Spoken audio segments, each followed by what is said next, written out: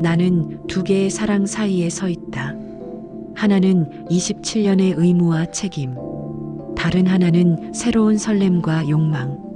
나는 둘 다 놓을 수 없다. 그래서 둘 다 잡기로 했다. 조심히, 아무도 다치지 않게. 미래는 모르겠다. 하지만 지금은 이게 내가 할 수 있는 최선이다. 구독자분께서 본문 보시고 댓글 달아주세요. 저는 잘 압니다. 제가 나쁜 년이라는 것, 그런데 멈출 수가 없습니다. 구독과 좋아요 부탁드립니다. 남편의 승진 축하 파티장은 호텔 최상층에 마련되어 있었다. 나는 샴페인 잔을 들고 남편 옆에 서서 미소 지었다. 샹들리에 불빛이 샴페인 잔에 반짝였고 클래식 음악이 은은하게 흘렀다. 사람들이 다가와 축하 인사를 건넬 때마다 나는 연습된 미소로 화답했다. 상무님 부인께서 내조를 잘하셨기에 이 자리까지 오신 거죠? 상무님 뒤에는 현명한 부인이 계시니까요. 나는 고개를 숙여 인사했다. 28배 결혼해 지금까지 27년, 나는 늘 이런 자리에서 남편의 옆자리를 지켰다. 상무가 된 남편은 당당했고 사람들은 내조의 공이 크다며 나를 지켜 세웠다. 나는 뿌듯해야 했다. 실제로 그랬다. 적어도 몇 년 전까지는. 하지만 오늘 밤 내 손에 든 샴페인 잔은 무거웠다. 축하 인사를 받으면서도 마음 한편이 텅 비어 있었다. 이 드레스도 남편이 골랐다. 내 취향을 묻지 않았다. 이거 괜찮을 것 같은데라며 백화점 쇼핑백을 건넸을 뿐이다. 나는 고맙다고 했다. 실제로는 너무 화려해서 불편했지만 파티장 한편에서 음료를 받아들던 나는 누군가의 시선을 느꼈다. 고개를 돌리자 낯익은 얼굴이 있었다. 영애? 그 목소리를 듣는 순간 나는 20년 전으로 돌아간 것 같았다. 상필이었다. 대학 연극 동아리 동기였던 그는 여전히 부드러운 눈빛을 가지고 있었다. 백발이 조금 섞였지만 여전히 단정한 모습이었다. 상필? 이렇게 다시 만나네. 상무님 부인이 너였구나. 상필은 남편에게 정중히 인사했다. 남편의 대학 동기 회사 이사로 온 자리였다. 파티가 진행되는 동안 상필은 자연스럽게 내 곁에 머물렀다. 남편이 다른 임원들과 이야기를 나누는 사이 우리는 옛날 이야기를 나눴다. 그때 내가 무대 조명 담당했었지. 열심히 하던 모습이 기억나. 너도 연출하느라 밤새운 적 많았잖아. 대화는 편안했다. 20년 만에 누군가 나를 아내나 상무님 부인이 아닌 영희로 불러주는 것 같았다. 20년 만에 느끼는 감각이었다. 내가 한 사람의 인격체라는 느낌. 파티가 끝나고 집으로 돌아오는 차 안에서 남편이 말했다. 오늘 고생했어. 다들 당신 칭찬하던데. 당신이 잘해서 그래요. 남편은 만족스럽게 고개를 끄덕이고는 핸드폰을 꺼내 업무 메시지를 확인하기 시작했다.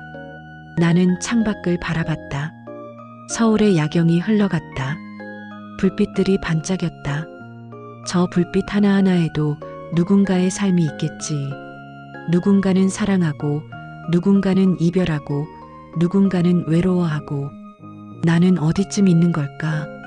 집에 도착해 드레스를 벗으며 나는 거울을 봤다. 55의 얼굴. 주름이 늘었다.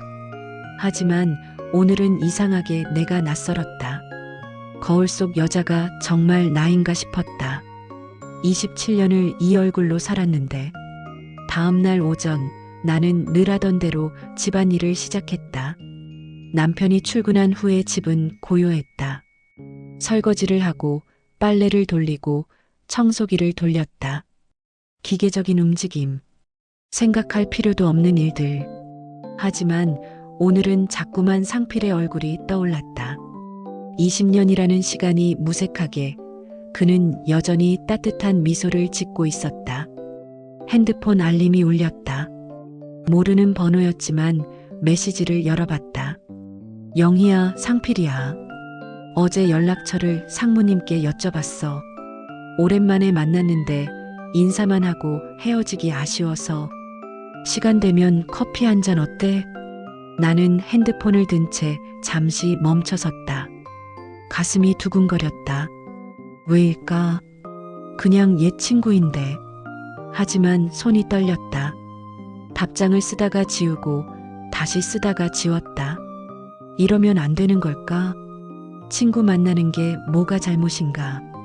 하지만 이 두근거림은 뭔가. 결국 답장을 보냈다. 좋아. 언제가 편해?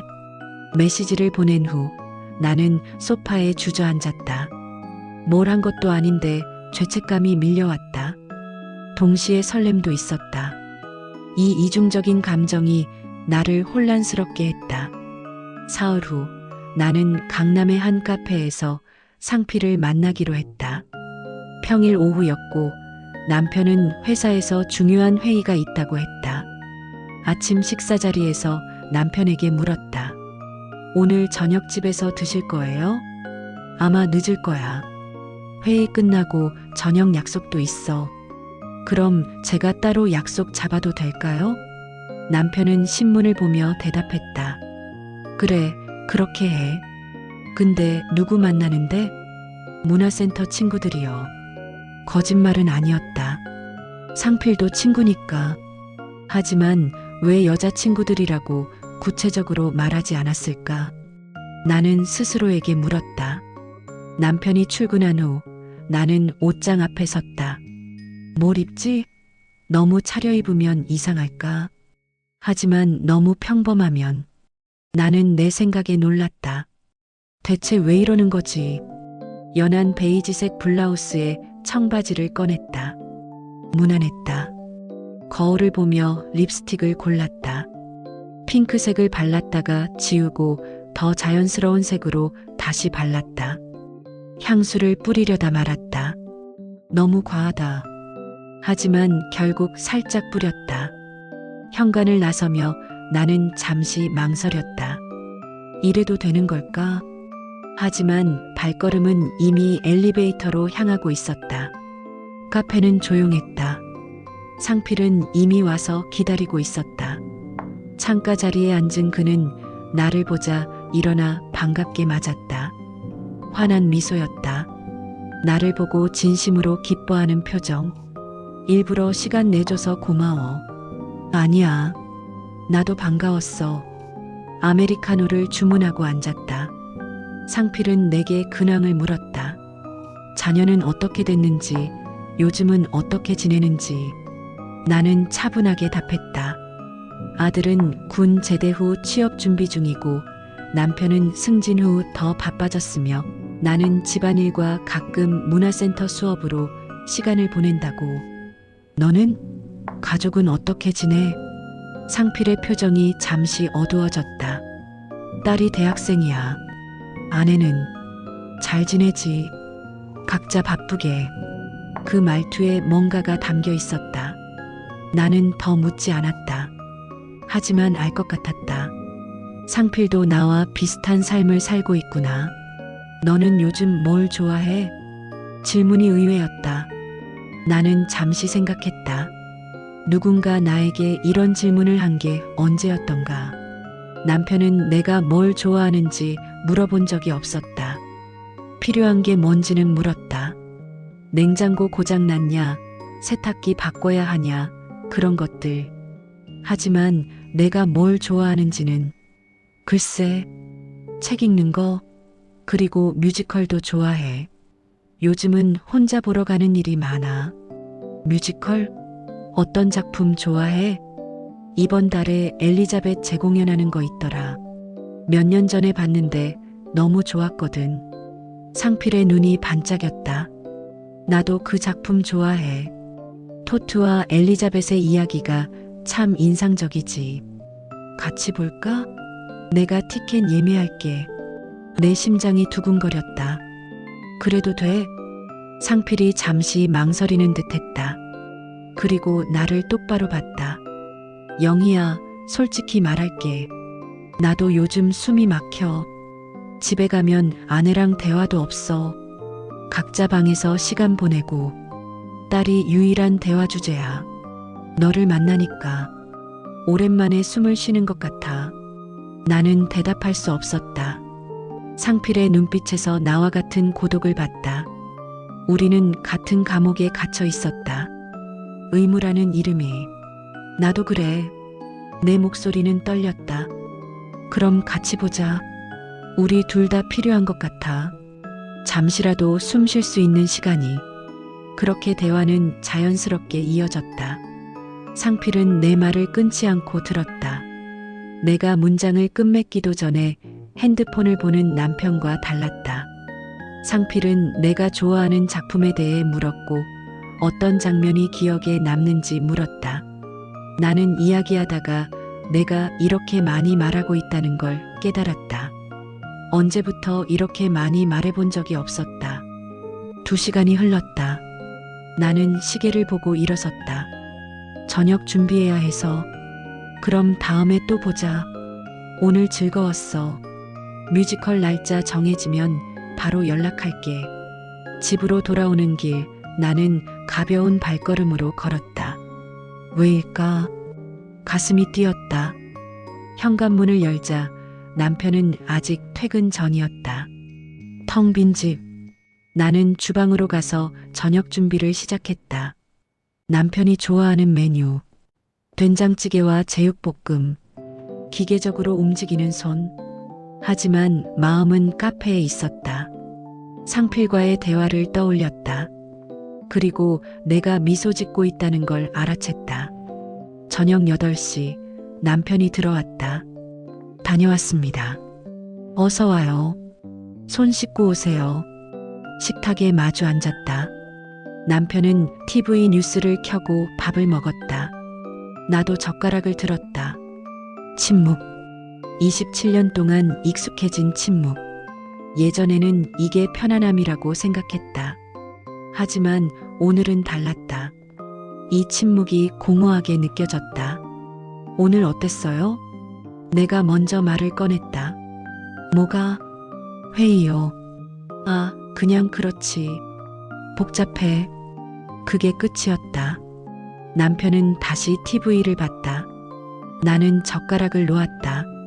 저도 오늘 친구 만났어요. 그래. 누구? 대학 동기요. 오랜만에 봤어요. 그래. 관심 없는 대답이었다. 남편은 반찬을 더 집었다. 나는 남편의 얼굴을 봤다. 27년을 본 얼굴. 하지만 오늘은 낯설었다. 이 사람이 나를 얼마나 알까? 아니, 알고 싶어 하기는 할까? 식사를 마치고 설거지를 하는 동안 남편은 서재로 들어갔다. 노트북을 켜고 업무를 봤다. 나는 거실에 혼자 앉아 있었다. TV는 켜져 있었지만 무슨 프로그램인지 알 수 없었다. 핸드폰을 봤다. 상필에게서 메시지가 와 있었다. 오늘 즐거웠어. 엘리자벳 다음 주 수요일 마티네 어때? 티켓 2장 예매할게.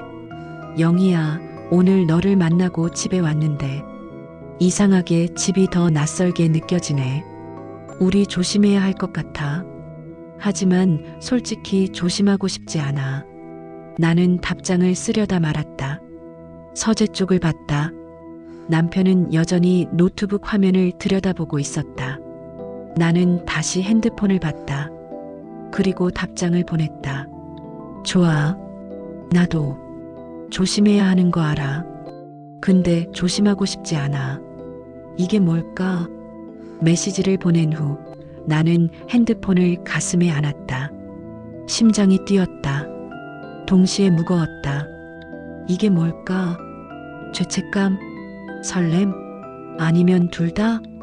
그날 밤 침대에 누워서도 잠이 오지 않았다. 옆에서 남편이 코를 골았다. 나는 천장을 바라봤다. 나는 지금 뭘 하고 있는 걸까? 친구를 만나는 것뿐인데 왜 이렇게 가슴이 두근거릴까? 왜 거짓말을 한 것 같은 기분이 들까?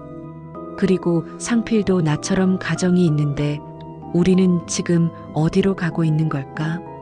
다음 날부터 내 일상은 조금 달라졌다. 겉으로는 같았다. 아침에 일어나 남편 아침 차리고 설거지하고 빨래하고 청소하고. 하지만 마음속에는 상필이 있었다. 문득문득 떠올랐다. 그의 미소, 그의 목소리, 그의 눈빛. 상필에게서 매일 메시지가 왔다. 아침 인사, 점심 메뉴 추천, 저녁 풍경 사진. 사소한 것들. 하지만 나는 그 메시지들을 기다렸다. 남편은 내게 메시지를 보내지 않았다. 필요할 때만 전화했다. 저녁 먹고 갈 거야. 세탁소 맡긴 옷 찾아놔. 내일 골프 가니까 옷 챙겨놔. 그게 전부였다. 어느 날 상필에게서 이런 메시지가 왔다. 영희야, 어젯밤 아내랑 또 싸웠어. 딸 학원비 문제로. 사실 그게 문제인가 싶어. 우리 사이엔 이제 딸밖에 없어. 대화 주제도 딸이고 만나는 이유도 딸이고. 우리는 부부가 아니라 딸의 부모일 뿐이야. 너를 만나고 나니까 이게 더 또렷하게 보여. 미안해. 이런 얘기하면 안 되는데. 나는 답장을 썼다. 미안해할 거 없어. 나도 그래. 우리 부부도 아들 얘기 아니면 할 말이 없어. 언제부터 이렇게 됐을까? 아니, 처음부터 이랬던 건 아닐까? 일주일 후 상필에게서 전화가 왔다. 영희야, 이번 주말에 인사동에서 북카페 전시회가 있다던데 관심 있어? 나는 잠시 망설였다. 뮤지컬 전까지 기다려야 하나. 하지만 입에서는 다른 말이 나왔다. 좋아. 남편에게 친구 만나러 간다고 말했다. 남편은 그냥 고개를 끄덕였다. 그래, 다녀와가 전부였다. 인사동은 주말이라 사람들로 붐볐다. 상필은 골목길을 능숙하게 안내했다. 북카페는 오래된 한옥을 개조한 곳이었다. 마당에는 작은 연못이 있었고 실내에는 책들이 빼곡히 꽂혀 있었다. 나는 시집 코너에서 발걸음을 멈췄다. 이 시인 좋아해? 상필이 내가 들고 있던 시집 표지를 봤다. 응. 대학 때 많이 읽었어. 나도. 특히 이 구절 좋아했어. 상필이 펼친 페이지에는 사랑에 관한 시가 있었다. 사랑은 낯선 것을 낯설지 않게 만드는 힘. 나는 그 시를 읽으며 묘한 감정을 느꼈다. 상필의 어깨가 내 어깨와 닿아 있었다. 나는 슬쩍 몸을 옆으로 옮겼다. 하지만 가슴은 여전히 두근거렸다. 전시를 보고 나와 근처 찻집에 들어갔다. 전통차를 마시며 상필이 물었다. 행복해? 갑작스러운 질문이었다. 나는 찻잔을 든 채 멈칫했다. 왜 그런 질문을? 그냥 오늘 표정이 예전 학교 다닐 때랑은 다른 것 같아서. 그때는 더 밝았던 것 같은데. 나도 그래. 아내한테 행복하냐고 물으면 뭐라고 대답할지 모르겠어. 나는 대답하지 못했다. 행복한가? 불행하지는 않았다. 남편은 성실했고 경제적으로 안정적이었으며 아들도 건강했다. 집도 있고 차도 있고 걱정 없는 삶. 하지만 행복한가 묻는다면 선뜻 대답할 수 없었다. 언제부턴가 나는 남편에게 당신이 됐고 여보가 됐고 엄마가 됐다. 하지만 영희인 적은 없었다.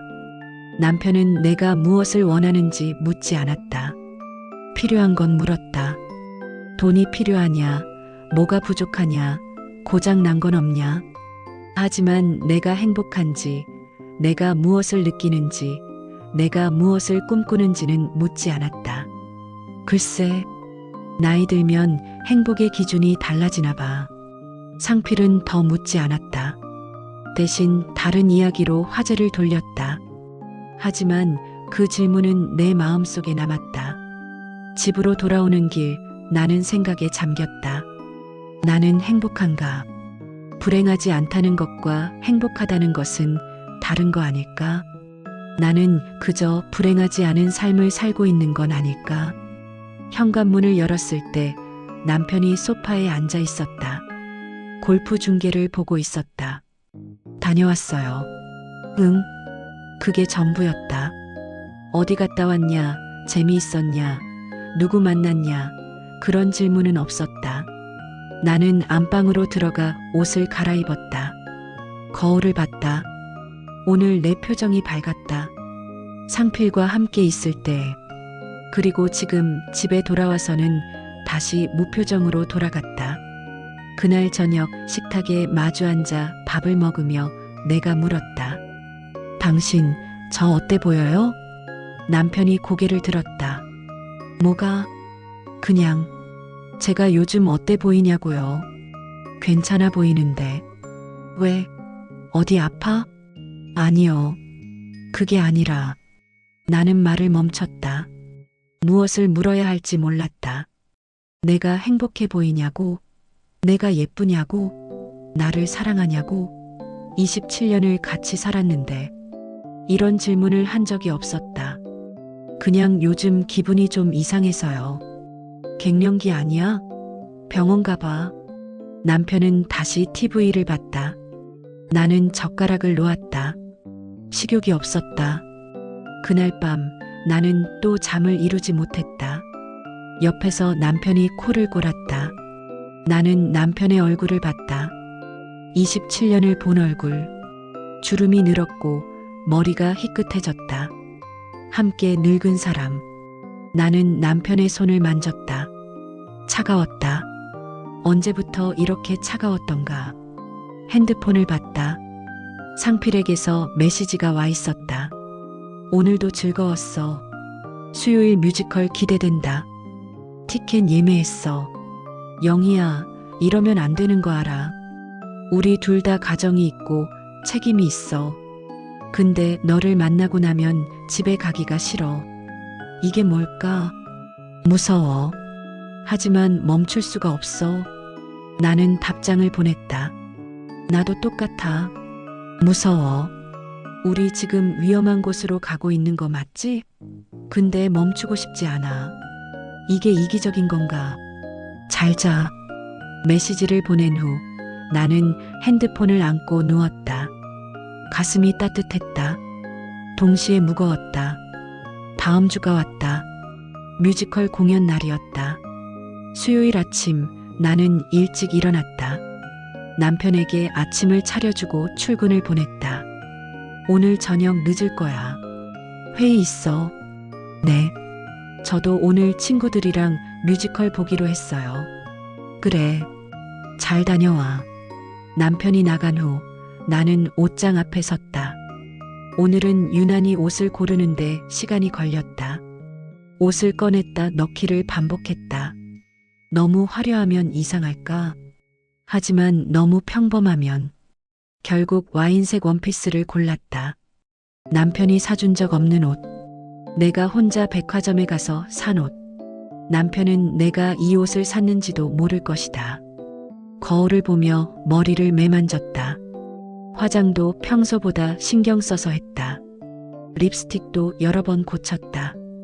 향수도 뿌렸다. 거울 속 여자는 소녀처럼 설레는 얼굴을 하고 있었다. 나는 잠시 멈췄다. 이게 뭐 하는 짓인가 싶었다. 나는 결혼한 여자야. 아들이 있는 엄마고 상무님의 아내야.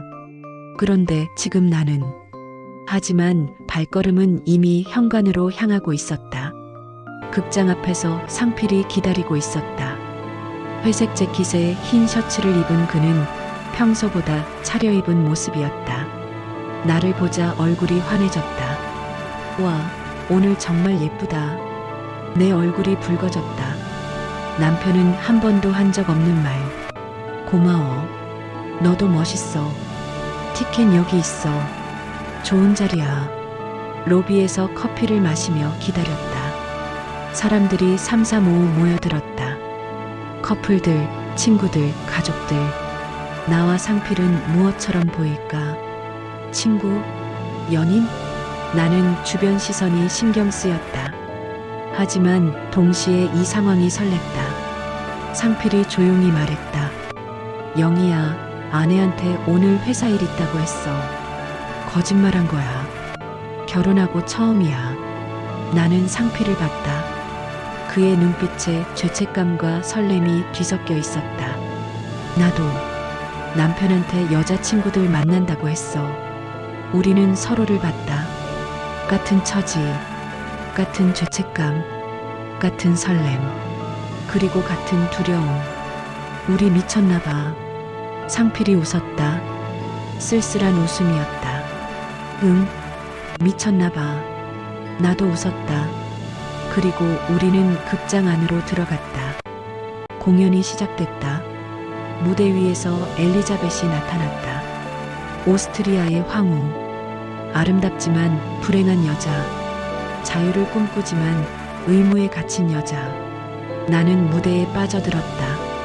엘리자벳은 노래했다. 나는 나 자신에게 속해 있고 싶어. 황후로서의 삶은 화려했지만 숨막혔다. 모두가 그녀를 원했지만 아무도 진짜 그녀를 보지 않았다.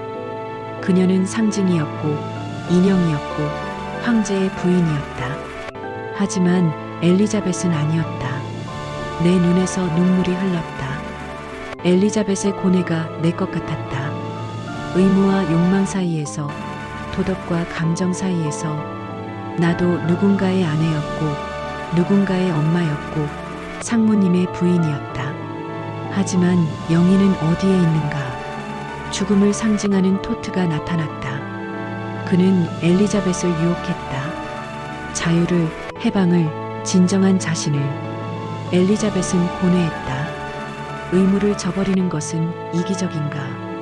하지만 자신을 저버리는 것은. 일막이 끝나고 인터미션 때 상필이 조심스럽게 손수건을 건넸다. 괜찮아? 나는 눈물을 닦았다. 응, 그냥 너무 몰입해서. 엘리자벳이 내 마음을 건드린 것 같네. 나는 대답하지 못했다. 상필이 내 손을 살짝 잡았다. 나는 손을 빼지 않았다. 이막이 시작됐다.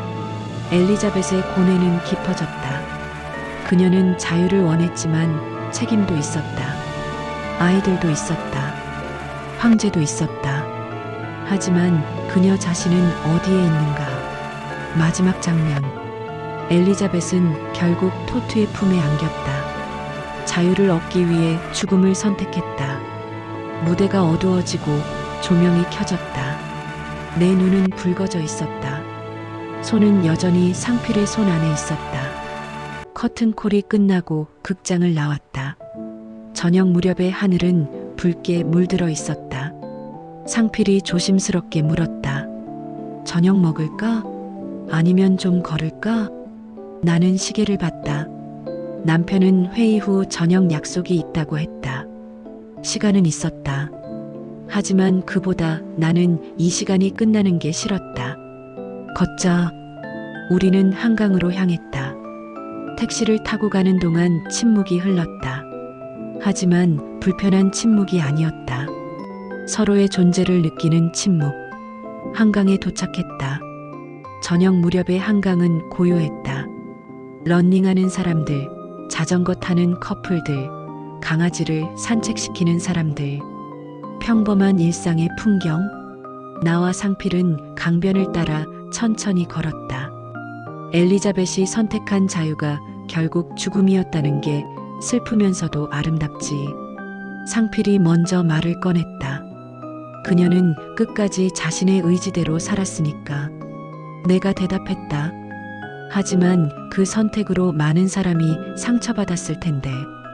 아이들도 있었고, 때로는 자신을 위한 선택이 이기적으로 보여도 그게 더 정직한 거 아닐까? 나는 걸음을 멈췄다. 상필의 말이 가슴에 박혔다. 상필아, 우리 지금 뭐 하고 있는 거야? 상필도 멈춰섰다. 강물이 어둠 속에서 반짝였다.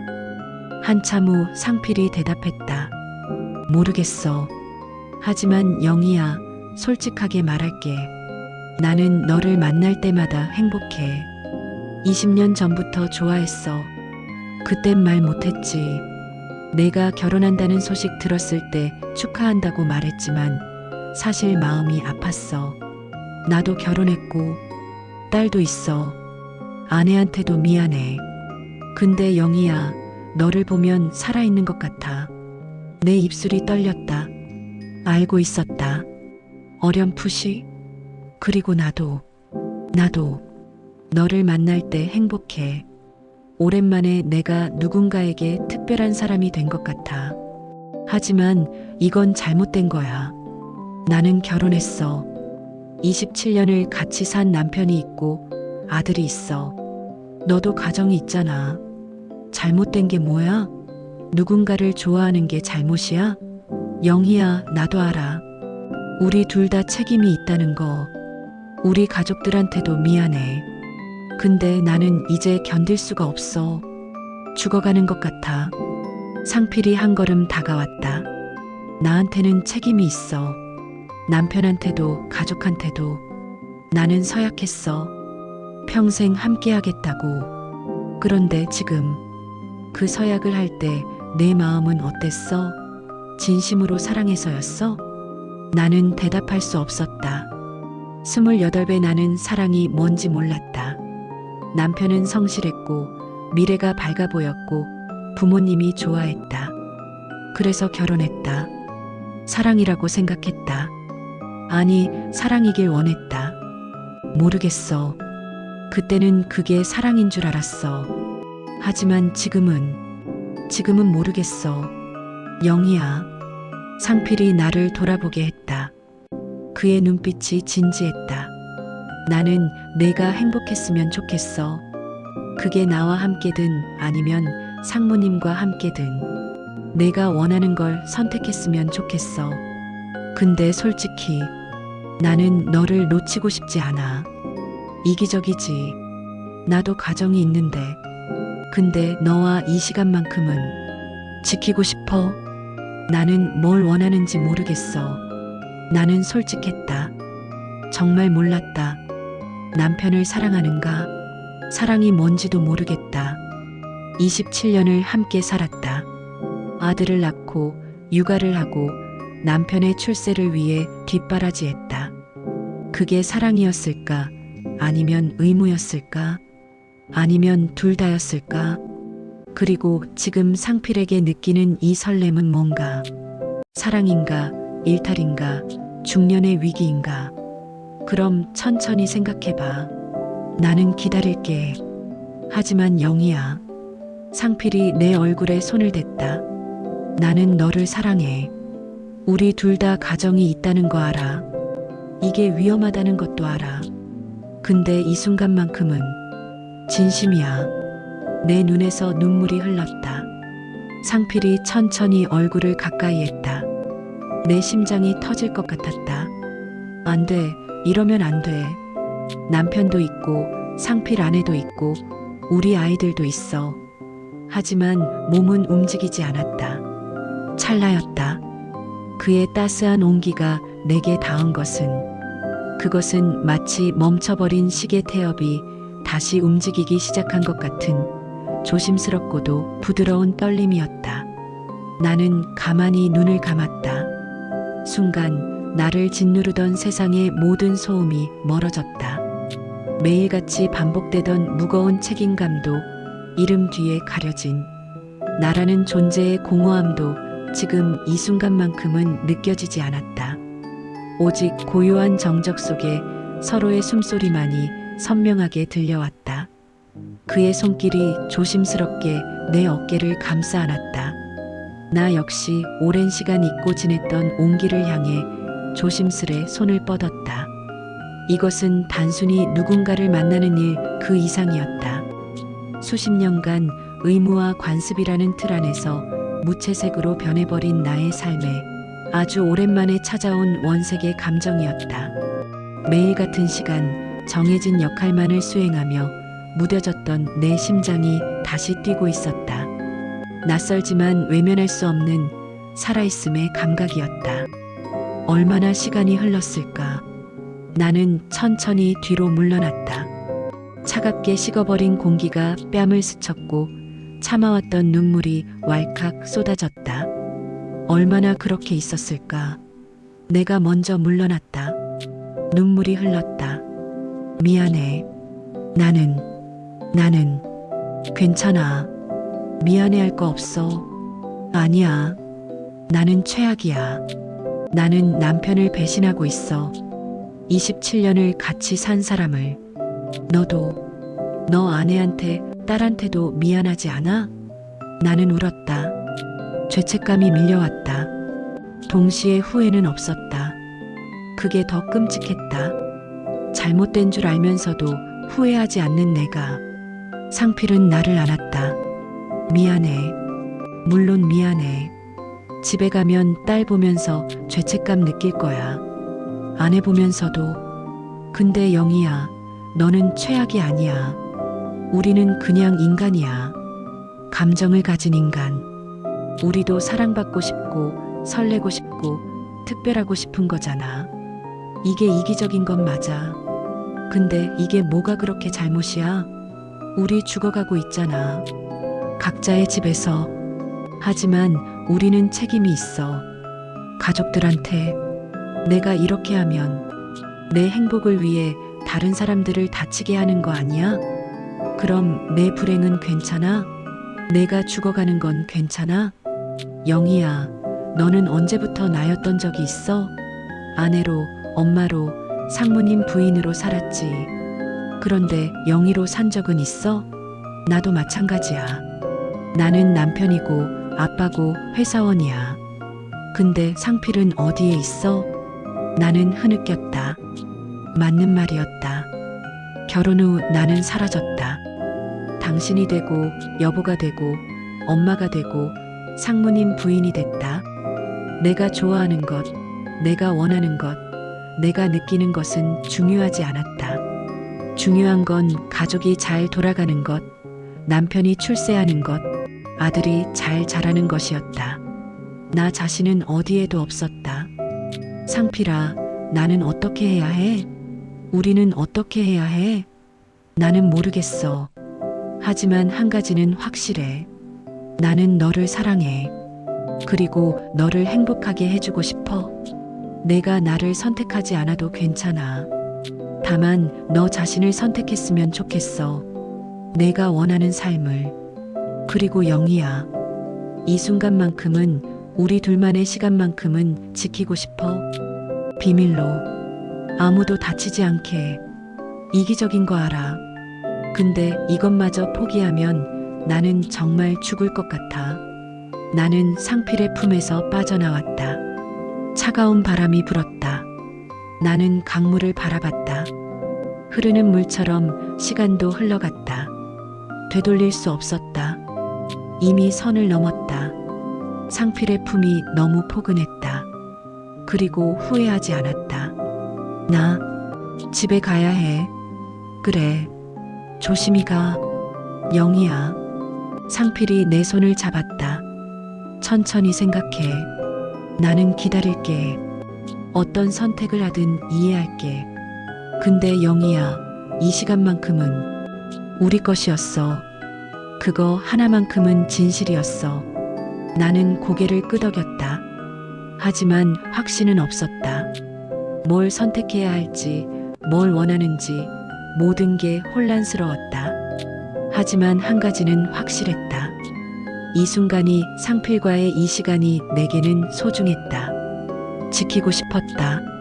아무도 다치지 않게 조용히, 우리만의 비밀로. 택시를 타고 집으로 가는 길, 나는 창밖을 봤다. 거리는 평범했다. 사람들은 각자의 삶을 살았다. 누군가는 퇴근하고, 누군가는 데이트하고, 누군가는 저녁을 사러 마트에 갔다. 평범한 삶. 나도 그런 삶을 살았다. 아니, 살았어야 했다. 그런데 지금 나는 어디로 가고 있는 걸까? 집에 도착했을 때 남편은 아직 돌아오지 않았다. 나는 샤워를 했다. 뜨거운 물이 몸을 적셨다. 씻어낼 수 있다면 좋겠다. 이 죄책감도, 이 혼란도. 하지만 씻기지 않았다. 거울을 봤다. 55살 여자가 있었다. 상필의 진한 여운이 지금도 생생하다.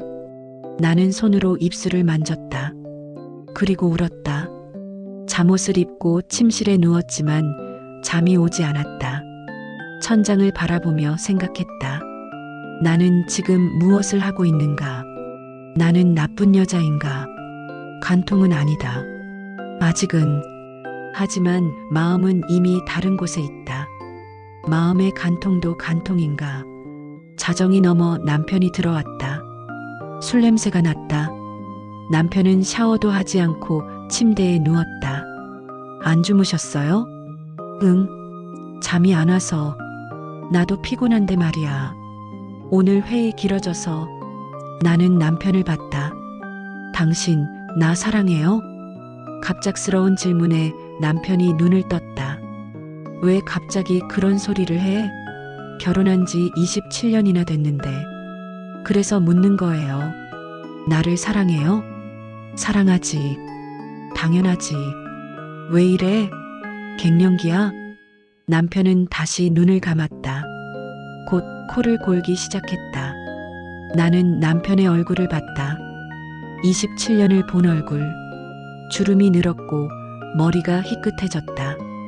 세월이 흘렀다. 그리고 나도 늙었다. 함께 늙은 사람. 나는 남편의 손을 만졌다. 차가웠다. 언제부터 이렇게 차가웠던가. 핸드폰을 봤다. 상필에게서 메시지가 와 있었다. 잘 들어갔어? 집에 왔는데 딸이 자고 있고 아내는 방에 있어. 오늘 나 때문에 힘들었을 텐데 미안해. 하지만 후회하지 않아. 영희야, 너를 사랑해. 우리 조심하자. 아무도 다치지 않게. 근데 이 시간만큼은 우리 거야. 천천히 생각해. 나는 기다릴게. 어떤 선택을 하든. 잘 자. 꿈에서 보자. 나는 답장을 쓸 수 없었다. 무엇을 써야 할지 몰랐다. 내가 무엇을 원하는지도 몰랐다. 다만 한 가지는 확실했다. 두 남자 모두 포기할 수 없다는 것. 남편은 27년의 삶이었고 의무였고 책임이었다. 하지만 상필은 설렘이었고 욕망이었고 새로운 삶의 가능성이었다. 나는 두 삶 사이에 서 있었다. 새벽 4시 나는 여전히 잠들지 못했다. 거실로 나와 소파에 앉았다. 어둠 속에서 가족 사진이 보였다. 아들이 고등학생 때 찍은 사진. 웃고 있는 세 사람. 행복해 보이는 가족. 나는 그 사진 속 나를 봤다. 웃고 있었다. 진짜 웃음이었을까? 아니면 카메라 앞에서 지어 보인 미소였을까? 나는 나 자신에게 물었다. 나는 무엇을 원하는가? 안정된 삶? 아니면 설레는 삶? 의무? 아니면 욕망? 도덕? 아니면 행복? 답은 없었다. 아니, 답이 너무 많았다. 그리고 모든 답이 서로 충돌했다. 창밖으로 동이 트고 있었다. 새로운 하루가 시작됐다. 나는 긴 하루가 될 거라는 걸 알았다. 그리고 이 고민이 쉽게 끝나지 않을 거라는 것도. 나는 갈림길에 서 있었다. 어느 길을 선택해도 누군가는 다칠 것이고 무엇보다 내가 다칠 것 같았다. 하지만 선택해야 했다. 아니, 선택하고 싶었다. 적어도 이번에는 내 의지로. 나는 창밖을 봤다. 아침 해가 떠올랐다. 새로운 하루. 하지만 내게 이 하루는 어제의 연장이었다. 그리고 내일도 그럴 것이었다. 언제까지? 나는 알 수 없었다. 다만 한 가지는 확실했다. 이제 돌아갈 수 없다는 것. 입맞춤을 했고 마음이 움직였고 내가 살아있음을 느꼈다. 그리고 그 감각을 잊을 수 없을 것 같았다. 나는 핸드폰을 들었다. 상필에게 답장을 썼다. 나도 후회하지 않아. 그게 더 무서워. 우리 조심하자. 아무도 다치지 않게. 근데 이 시간만큼은 우리 것이었어. 시간을 줘. 생각할 시간을. 하지만 이건 확실해. 너를 만날 때 나는 살아있어. 메시지를 보낸 후 나는 핸드폰을 가슴에 안았다. 심장이 뛰었다. 두려움과 기대가 뒤섞여 있었다. 나는 알았다. 내가 이미 선택을 시작했다는 것을. 어떤 선택일지는 아직 모르지만 더 이상 과거로 돌아갈 수 없다는 것을. 나는 변화의 한가운데 서 있었다. 그리고 상필과의 이 위험한 사랑을, 이 비밀을 조용히 지키고 싶었다. 우리만의 것으로. 상필과의 한강 고백 이후 내 일상은 겉으로는 전혀 달라지지 않았다. 아침에 일어나 남편 아침을 차리고 설거지를 하고 빨래를 돌리고 청소를 했다. 남편은 여전히 아침 신문을 보며 밥을 먹었고 나는 여전히 그 옆에 앉아 있었다. 하지만 내 안은 완전히 달랐다. 마치 두 개의 세계에 동시에 존재하는 것 같았다.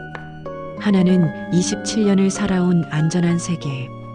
다른 하나는 상필과 함께 있는 위험하지만 살아있는 세계. 상필에게서 매일 메시지가 왔다.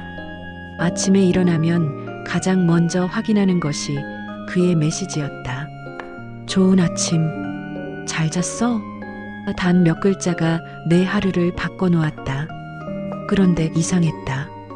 상필과의 관계가 시작된 후 나는 오히려 남편에게 더 잘하게 됐다. 죄책감 때문이었다. 아침마다 남편이 좋아하는 반찬을 더 신경 써서 만들었다. 남편의 와이셔츠도 더 꼼꼼히 다렸다. 요즘 왜 이렇게 잘해줘? 어느 날 남편이 물었다. 그냥 당신 고생하시니까요. 거짓말이었다. 진짜 이유는 미안함이었다. 일주일 후 상필이 전화를 했다. 영희야, 오늘 점심시간에 잠깐 볼 수 있어? 나는 거울을 봤다. 머리를 다시 빗고 립스틱을 발랐다. 그리고 현관을 나서다가 멈췄다. 냉장고에 남편 저녁거리가 준비돼 있는지 확인했다. 오늘 저녁 남편이 집에서 먹는다고 했다. 나는 마트에 들러 장을 보고 나서 카페로 향했다. 카페에서 상필이 기다리고 있었다. 나를 보자 얼굴이 환해졌다. 보고 싶었어? 나도. 상필이 커피를 한 모금 마시고 말했다. 영희야, 요즘 나 아내한테 더 잘하게 돼. 이상하지? 바람 피우면서. 나는 놀라서 상필을 봤다. 나도 그래. 남편한테 더 잘하게 돼. 미안해서 그런가 봐. 어제도 아내가 좋아하는 꽃 사갔어. 아내가 좋아하더라. 나도. 남편 와이셔츠 다리면서. 복잡했어? 이 사람 모르게 내가 뭘 하고 있는 건가 싶어서. 우리는 서로를 봤다. 같은 죄책감, 같은 아이러니. 우리는 바람 피우면서 오히려 각자의 배우자에게 더 잘하고 있었다. 영희야, 우리 어떻게 할 거야? 모르겠어. 너는? 상필이 내 손을 잡았다. 나는 주변을 둘러봤다. 다행히 아는 사람은 없었다. 나는 너를 계속 보고 싶어. 하지만 조심해야 해. 우리 둘 다 가정이 있으니까. 응, 조심해야 해. 하지만 우리는 손을 놓지 않았다. 그날 이후 우리는 일주일에 한두 번씩 만났다. 평일 낮 남편이 회사에 있을 때, 카페에서, 미술관에서, 한강에서, 1시간에서 2시간. 짧은 시간이었지만 나는 그 시간을 위해 살았다. 한 달이 지났다. 어느 날 오후 상필과 미술관에서 만나기로 했다. 전시회를 보고 근처 카페에 들어갔다. 우리는 구석 자리에 앉았다. 상필이 내 손을 잡고 손등에 입맞춤을 했다. 짧지만 강렬했다. 영희야, 나 너무 행복해. 나도. 그때였다. 어머, 영희 씨? 나는 얼어붙었다. 고개를 돌리니 남편 회사 부장 부인이 서 있었다. 아, 안녕하세요. 나는 급히 손을 빼냈다. 하지만 늦었다. 부장 부인은 우리가 손을 잡고 있던 걸 봤다. 남편분 아니시네요? 아, 네. 대학 동기예요. 그러시군요. 그럼 안녕히 계세요. 부장 부인은 의미심장한 미소를 지으며 떠났다. 나는 그 자리에 얼어붙어 있었다. 영희야, 괜찮아? 아니, 저 사람이 남편한테 말하면 어떡하지? 진정해. 일단 집에 가. 집으로 돌아오는 내내 나는 불안했다. 부장 부인이 남편한테 말하면? 소문을 내면? 아들이 알면? 현관문을 열고 들어갔다. 집은 조용했다. 나는 소파에 주저앉았다. 상필에게서 메시지가 와 있었다. 괜찮아? 너무 걱정하지 마. 우리 조심하자. 미안해. 나는 눈물이 났다. 나는 지금 뭘 하고 있는 걸까? 저녁 8시 남편이 들어왔다. 다녀왔습니다. 어서 와요. 나는 최대한 평온한 척했다. 오늘은 남편이 좋아하는 갈비찜을 준비했다. 남편은 한 입 먹고 말했다. 오, 맛있네. 당신 좋아하시는 거 해드리고 싶어서. 남편이 미소 지었다. 그 미소가 내 가슴을 찔렀다. 요즘 당신이 잘해줘서 내가 행복해. 나는 울고 싶었다. 오늘 어떻게 지냈어? 그냥 집에서 청소하고 그랬어요. 거짓말이었다. 남편은 고개를 끄덕였다. 더 이상 묻지 않았다. 하지만 그날 밤 잠을 이룰 수 없었다. 옆에서 남편이 코를 골았다. 나는 천장을 바라보며 생각했다. 27년 결혼 생활, 아들, 명예, 안정, 이 모든 걸 위험에 빠뜨리고 있다. 그런데 이상했다. 후회는 되지 않았다. 두렵긴 했지만 상필을 포기하고 싶지는 않았다. 다음 날 상필에게서 전화가 왔다. 영희야, 어젯밤 잠잤어? 아니, 하나도 못 잤어. 너는? 나도. 근데 영희야, 후회는 안 돼. 이게 이상하지? 나도 그래. 우리는 잠시 침묵했다. 영희야, 우리 더 조심하자. 공공장소에서 손잡거나 키스하지 말고. 아는 사람 많은 곳도 피하고. 우리 시간은 소중하지만 가족들을 지켜야 해. 응, 그래야 해. 일주일 후 우리는 다시 만났다. 이번에는 더 조심했다. 외진 카페를 골랐고 손도 잡지 않았다. 하지만 눈빛으로 이야기했다. 발이 살짝 닿았다. 그것만으로도 가슴이 뛰었다. 2달이 지났다. 상필과 나는 일주일에 한 번씩 만났다. 평일 낮 1~2시간. 그게 전부였지만 그 시간을 위해 나는 견뎠다. 어느 날 오후 상필과 한강에서 만났다. 평일 오후라 사람이 많지 않았다. 우리는 벤치에 앉아 강을 바라봤다. 영희야, 부장 부인 그 후로 어떻게 됐어? 아무 말 없었어. 다행히. 영희야, 우리 욕심 부리지 말자. 더 원하면 다칠 것 같아. 이 정도면 충분해. 일주일에 한 번, 2시간. 그것만으로도 나는 행복해. 나는 고개를 끄덕였다. 석 달이 지났다. 나는 이제 이중생활에 익숙해졌다. 월요일부터 일요일까지 나는 상무님의 아내였고 아들의 엄마였다. 하지만 수요일 오후 2시간만큼은 0이었다. 하지만 죄책감은 점점 커졌다. 특히 밤에 남편 옆에 누워있으면 생각했다. 나는 나쁜 여자야. 27년을 함께한 사람을 배신하고 있어. 사회의 시선이 두려웠다. 한국 사회에서 결혼한 여자가 바람 피우는 건 용납되지 않는 일이었다. 철없다. 가정을 팽개쳤다. 아이 생각은 안 하나? 나는 그런 비난을 들을 준비가 안 됐다. 어느 날 밤 나는 화장실 거울을 보며 울었다. 나는 누구인가? 착한 아내였다. 착한 엄마였다. 그런데 지금은 바람 피우는 여자, 가정을 배신하는 여자. 하지만 동시에 생각했다. 나는 언제부터 착한 사람이 되어야 했나? 착하다는 건 내 욕망을 죽이는 거였나? 나는 27년 동안 착하게 살았다. 그런데 그게 나를 행복하게 했나? 다음 날 상필과 만났다. 조용한 카페였다. 나는 상필에게 내 고민을 털어놨다. 상필아, 나 요즘 너무 힘들어. 죄책감 때문에. 사회에서 뭐라고 할지 생각하면 무서워. 우리가 알려지면 나는 나쁜 여자가 되는 거야. 상필이 내 손을 잡았다. 나도 그래. 요즘 딸 보면 미안해. 회사 사람들이 알면 나도 욕먹을 거야. 근데 영희야, 우리가 뭘 그렇게 잘못했어? 우리는 결혼한 사람들이잖아. 그럼 죽은 듯이 사는 건 괜찮아? 영희야, 우리 진짜 잘못한 거야? 아무도 안 다치게 조심하고 있잖아. 가족들 모르잖아.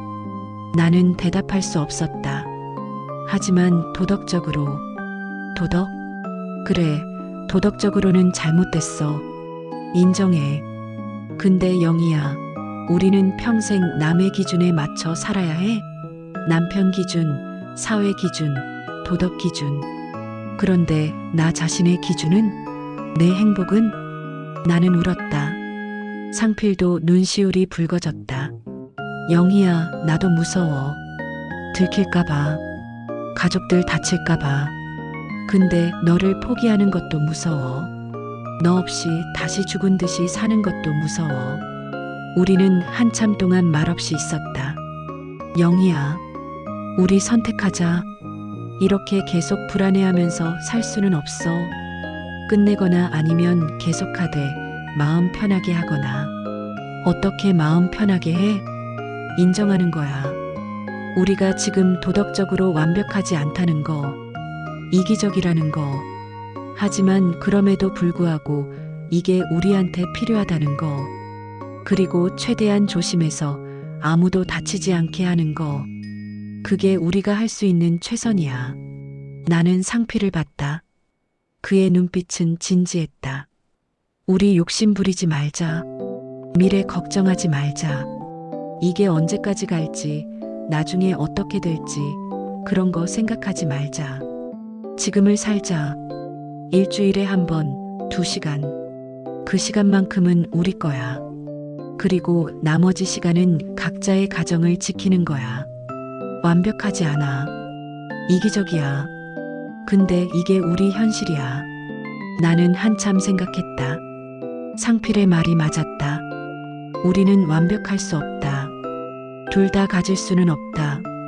하지만 둘 다 포기할 수도 없다. 그렇다면 이 애매한 중간지대에서 최대한 조심하며 사는 수밖에. 상필아, 우리 정말 조심하자. 문자도 줄이고 전화도 줄이자. 만날 때도 더 조심하고. 절대 들키면 안 돼. 가족들한테 어떤 위험도 만들면 안 돼.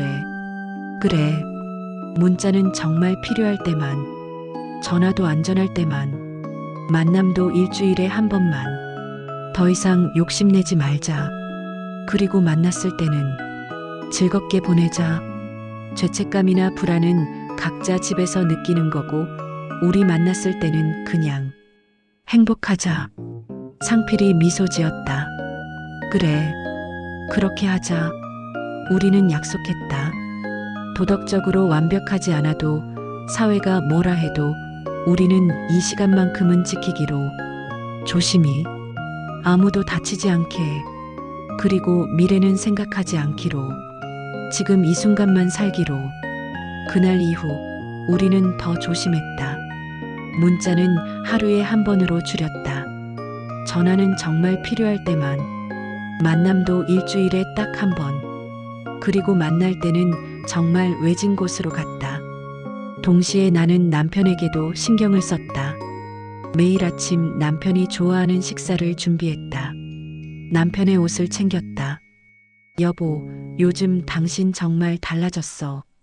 어느 날 밤 남편이 말했다. 더 다정해졌어. 결혼 생활이 이렇게 좋은 거였구나. 나는 남편을 안았다. 미안해. 당신은 모르지. 하지만 이것만큼은 진심이야. 당신을 아끼는 마음. 상필도 비슷했다. 영희야, 요즘 아내랑 더 잘 지내. 미안해서도 그렇지만 진짜로 가족이 소중하다는 걸 느껴. 너를 만나면서 오히려 그걸 깨달았어. 나도 그래. 석 달이 더 지났다. 우리는 이제 이 생활에 완전히 적응했다. 나는 수요일 오후만을 기다리며 살았다. 그 외의 시간은 완벽한 아내였고 완벽한 엄마였다. 남편은 나를 의심하지 않았다. 오히려 행복해했다. 모든 게 평온했다. 어느 날 상필과 한강을 걸으며 이야기했다. 영희야, 우리 이렇게 살아도 되는 걸까? 모르겠어. 근데 이게 우리가 할 수 있는 최선인 것 같아. 미래는? 모르겠어. 생각 안 하기로 했잖아. 상필이 멈춰섰다. 영희야, 우리 약속했잖아. 미래 걱정하지 말자고. 지금을 살자고. 응, 미안해. 우리는 다시 걸었다. 강물이 흘렀다. 사람들이 지나갔다. 세상은 계속 돌아갔다. 상필아, 응? 고마워. 나를 살아있게 해줘서. 나야말로. 우리는 미소 지었다. 그리고 알았다. 이게 우리의 답이라는 것을. 완벽하지 않지만 우리의 답. 집으로 돌아오는 길 나는 생각했다. 나는 이기적인가? 그렇다. 인정한다. 나는 이기적이다. 남편도 지키고 싶고 상필도 지키고 싶다. 안정도 원하고 설렘도 원한다. 의무도 다하고 싶고 행복도 느끼고 싶다. 이건 이기적이다. 욕심이다. 하지만 잘못인가? 나쁜 건가? 모르겠다. 사회는 나를 비난할 것이다. 도덕은 나를 심판할 것이다. 하지만 나는 살아야 한다. 죽은 듯이 살 수는 없다. 27년 그렇게 살았다. 이제는 좀 숨쉬고 싶다. 현관문을 열었다. 남편이 소파에 앉아 TV를 보고 있었다. 다녀왔어요. 어디 갔다 왔어? 산책했어요. 남편은 고개를 끄덕이고 다시 TV를 봤다. 나는 안방으로 들어가 옷을 갈아입었다. 거울을 봤다. 55살 여자가 있었다. 주름이 있고 백발이 섞였지만 예전보다는 생기가 있는 얼굴. 이게 나다. 완벽하지 않고 도덕적이지 않고 이기적이지만 이게 나다. 그날 밤 침대에 누워 핸드폰을 봤다. 상필에게서 짧은 메시지가 와 있었다. 오늘 고마웠어. 다음 주에 보자. 조심하자. 우리 잘할 수 있어. 나는 답장을 보냈다. 응, 조심하자. 가족들도 지키고 우리도 지키자. 메시지를 보내고 핸드폰을 내려놨다. 옆에서 남편이 코를 골았다.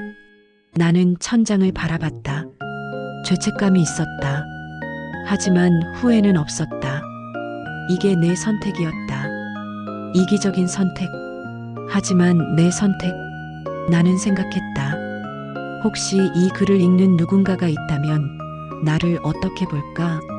나쁜 여자라고 할까? 이기적이라고 할까? 가정을 배신한다고 할까?